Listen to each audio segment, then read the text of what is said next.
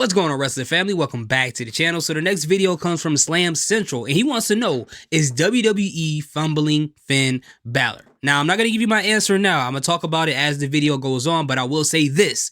Finn Balor should have won that match at WrestleMania against Edge. There was no reason for him to be deeming Finn Balor and to lose that match. So to see him lose that match and also see him leak all over the ring like he was a broken ketchup dispenser, it was a little deflating as a fan of Finn Balor, especially the demon Finn Balor. But let's see what Slam Central has to say. Do me a favor, go to his channel, hit that subscribe button. Let's get into this. Finn Balor is one of the most notable names in WWE today, with an extremely successful career to back this up. He is a Grand Slam champion for the company, and rightfully so, because he is very talented in the world of professional wrestling. They don't talk about that enough. So why is he being booked like a scrub? He's being booked like he wouldn't run circles around most of the roster. My major problem with this storyline at the moment is the fact that Judgment Day looks like a group of nobodies compared to the Terror Twins. They are just a group that gets their asses handed to them on a weekly basis, ruining the credibility to take them seriously as a faction. Carlito shouldn't be a part of this faction because he just makes them look goofy. And look, I'm a huge fan of his segments because he has some funny moments, but when you're tasked with making this faction look strong and one to be feared, having Carlito on the side is not the best way to present them. I think they're going to end up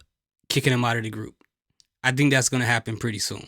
Mysterio is a little scary boy who has to get orders from his little girlfriend to start speaking, and he just looks like a weasel out there. JD McNuggets hasn't been presented like this ace that the commentary always boosts him up to be. And Liv Morgan, go watch him in NXT.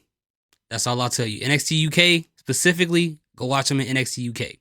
That's all you need to know. Is a world champion who runs away from Rhea Ripley anytime she's confronted. The only person that is keeping this group from being absolute jobbers is Finn Balor. That is a testament to how he is being misused right now. The only reason people haven't completely given up on this faction is because of the hope that Finn Balor can be booked like this badass Joker type of character and return back to the world title picture. Finn Balor was put into the sidekick role in order for Damian Priest and Rhea Ripley to shine. When this group first formed, he was the undeniable leader. But a year later, you're not even considering him being anywhere close to that role because it felt like Priest and Ripley have that all covered. I mean, look at all the rivalries that Finn has been a part of since joining the Judgment Day. He had this amazing feud with Edge in which he was booked to be this maniacal badass who would do anything to get the job finished, and it made him look strong. He had a United States Championship match against Seth Rollins in which I believe he would have benefited from winning the title, but he lost. And he followed this up with losing to AJ Styles at Survivor Series for no logical reasoning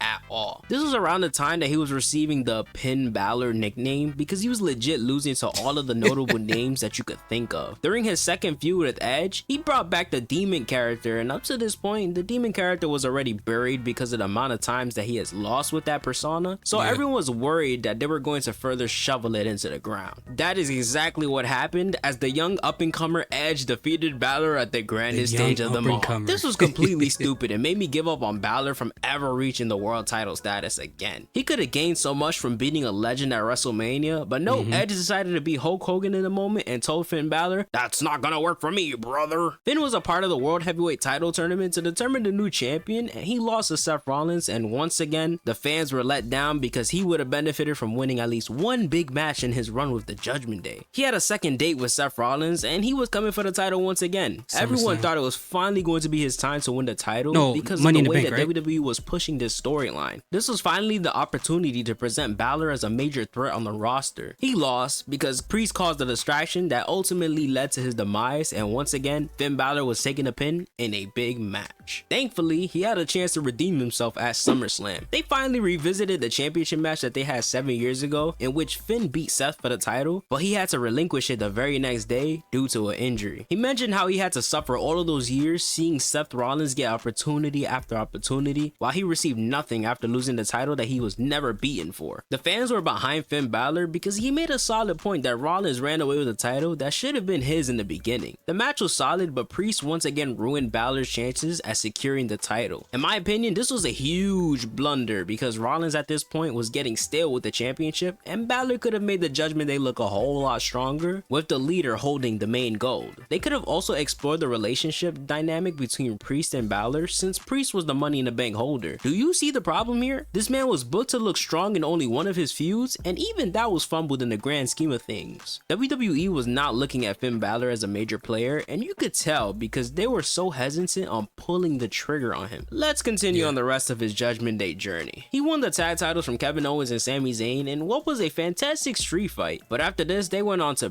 bury tag team wrestling altogether. They never defended the title against teams in the division and always felt like a prop when they were holding it. It was used as a device to make the faction seem like they're strong, but the fans despised it because we were being robbed of the tag team division developing storyline. And that's what I made that whole video for. I feel like WWE keeps doing this over and over, and I'm gonna keep saying this until they stop. They keep taking the tag team titles, putting them on factions, and then those members of the factions barely ever defend those titles, leaving the tag team division doing absolutely nothing. And then those titles become story props just to move forward the storylines that's going on in the factions, and that's about it. The real tag teams get these titles, they do nothing with them, they barely even defend them, then they lose them to a faction, they go to an actual team, tag team, and then they go back to a faction again. I don't understand why they do this, but that seems to be the formula. These dudes proceeded to lose to Jey Uso and Cody Rhodes at Fastlane, then regained the titles back a week later on the main event of Raw. I couldn't believe that the titles were just being hot potatoed like this, and my interest levels in this group was diminishing so fast, and my interest level with Finn Balor was running very thin. They went on to lose the War Games match like the bunch of losers that they were, and they even all participated in the Royal Rumble match. Why the hell was Priest entering a Rumble match if he was the Money in the Bank holder at the time? When I saw him, I legit got pissed off because what are you even doing here? Anyways, Finn Balor was tossed out by Braun Breaker, and once again the Judgment Day looks lost out there. Don't get me wrong, unless they try to pull something weird like Damian Priest, like I highly doubt they would ever do this, and this makes no sense at all, but I'm just gonna put it out there. If they would have did something like that, he got into the match, he loses that match for the title, and at the end cashes it in to get a second life at winning the title, and then get the title that way. I mean, that would be an interesting angle, but I hope they would never ever actually do this in real life. This is just all fantasy booking, and this is why I should never be a part of the WWE creative team.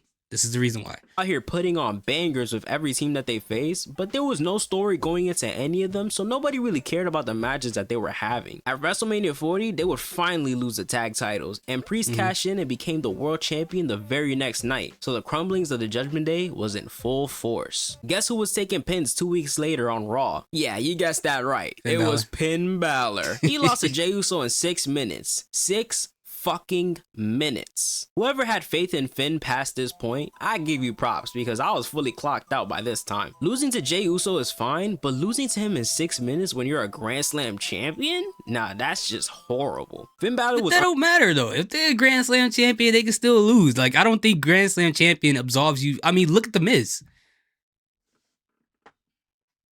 So I don't think Grand Slam champion really does anything in this situation at all for any wrestler, for that matter. If they're not the guy at the moment, they're just not the guy at the moment. That's just how it works.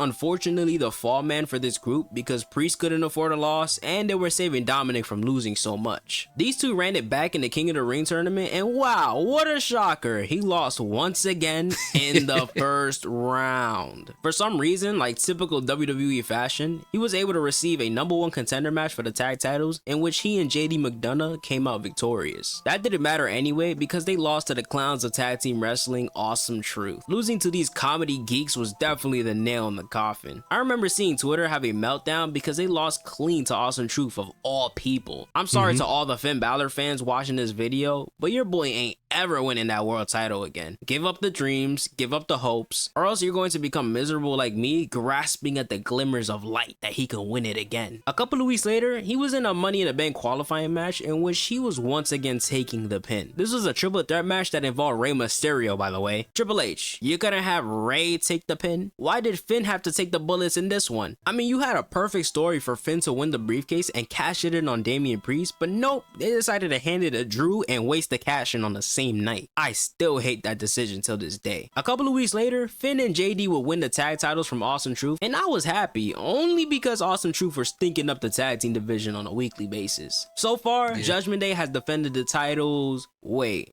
hold up. You're telling me they haven't defended the title a single time since winning them? Yeah, apparently Paul Levesque has a hard-on for wrestlers winning the title and never fucking defending them. What was the point of taking it off of Awesome Truth? When this is like it was uploaded a day ago, so I don't know when he recorded this, but we did just see them defending against the New Day. So but that's still not a lot given the time between the time they first got him and now. In the first place. Or when At they least they were recently got defending the him. damn titles. So once again, Judgment Day is making the titles feel like props that have no importance to them, and they are losing as champions. There should be no reason why champions are losing when the titles are not up for grabs. It just demeans the championships as a whole, and I have no idea why the creative team doesn't see a problem with this. They would never have Cody Rhodes losing a non-title match or have Gunther losing a non-title match, so why are the tag team champs exempt from that same respect? Ever since Finn Balor turned on Damian Priest at SummerSlam, the Judgment Day have been getting their asses kicked every single episode of Raw. There should be no reason why a group of 5 individuals are being overpowered by 2. Erase Finn Balor's history in this company and just think about the way he has been booked since SummerSlam. Do you think he's credible enough to go toe to toe with Damian Priest in a singles match? Hell no! Priest has been booked phenomenally in his last few weeks with the Judgment Day, and now he has broke out as a superstar for the company, while Finn Balor still feels I like will say this about the tag team division too. I don't remember the last time we've had 2 people who seem to be like someone that you would fear, like the Brothers of Destruction or like the 2-man Power Trip or anyone like that. I don't feel like I can't think of in recent memory where there was 2 partners who were in the actual tag team, not 2 wrestlers who they put together as a tag team, but an actual tag team that was just a dominant tag team that a lot of people feared in the men's tag team division. I can't think of one. You guys let me know.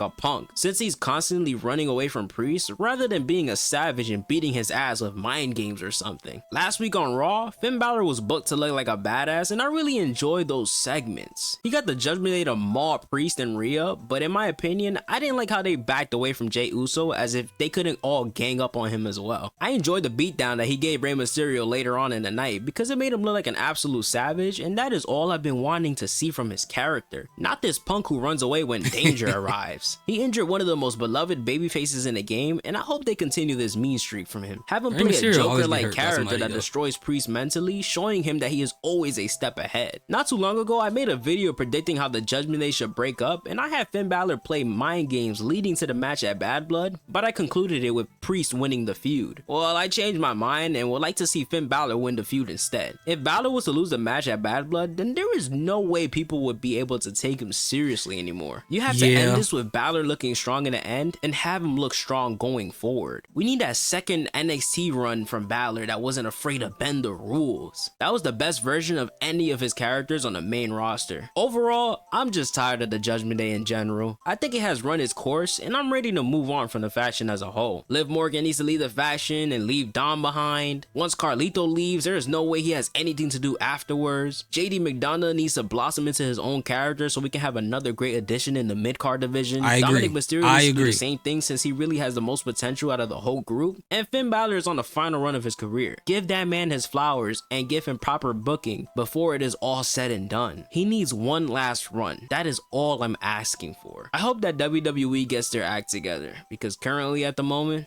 they are fumbling the booking of Finn Balor. Thank you all for watching. Great video. Great video. I agree, man. Like Finn Balor at this point, I'm personally tired of the Judgment Day. I will say that. Like the whole Judgment Day feud between them and Rhea Ripley and Damian Priest, I personally feel like they're just stretching this out. Like it's I think it's already run its course, but I know they have to tie up the loose ends, so I understand the purpose of them continuing this storyline here. But at the same time, I literally have no interest in what's going on here, right? I kind of just hope that after SummerSlam, I know they had the titles up, but I'm just like, just have them go into their own separate feuds with other people. But they have to keep tying up these loose ends, the whole Finn Balor and Damian Priest thing. I can't wait for it to all be over because there's no point of really being invested in this. Damian Priest and Rhea Ripley, although they both like that they lost their titles, as he said, the Terror Twins look like people who just dominating everyone. So when are they going to get an opponent? Because it just feels like they're just picking on the Judgment Day, although the Judgment Day is the reason and they are putting themselves in a situation because they're causing issues and doing things like that. It's just like seeing someone get knocked out in boxing and then stand back up and keep fighting and get knocked out again and that's what it feels like I'm watching. I feel like they're bullying the Judgment Day, although the Judgment Day are picking these fights. It's just like, bro, when would you learn? They're going to keep knocking you out. You're not going to win this thing. But at the end of the day, hopefully Finn Balor does get an opportunity to win that title. it'll be great to see him winning off of Gunther at some point in time, or maybe move him over to SmackDown or something like that. He just needs one last title run because he deserves it, and I would love to see it again.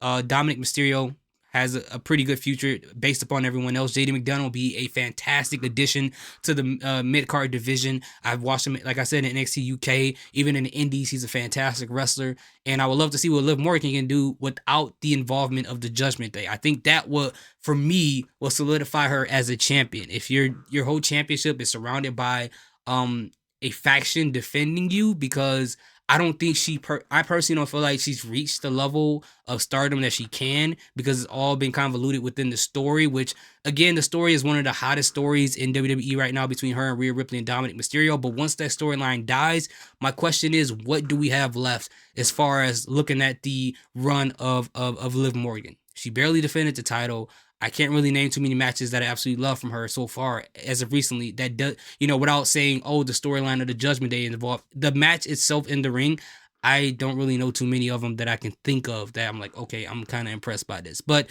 she's not a bad wrestler. I'm not saying that. But anyway, let me know what you guys think. Do you think that Finn Balor is being fumbled? Do you care about the Judgment Day storyline at this point? And do you feel like that WWE could do so much more with Liv Morgan as a singles competitor at this point? Because I believe that they can. I can't wait to see what they try to do with her to make her go up to new heights. Let me know in the comment section. Thank you guys so much for watching. I appreciate this. Salute. Peace. Have a good day.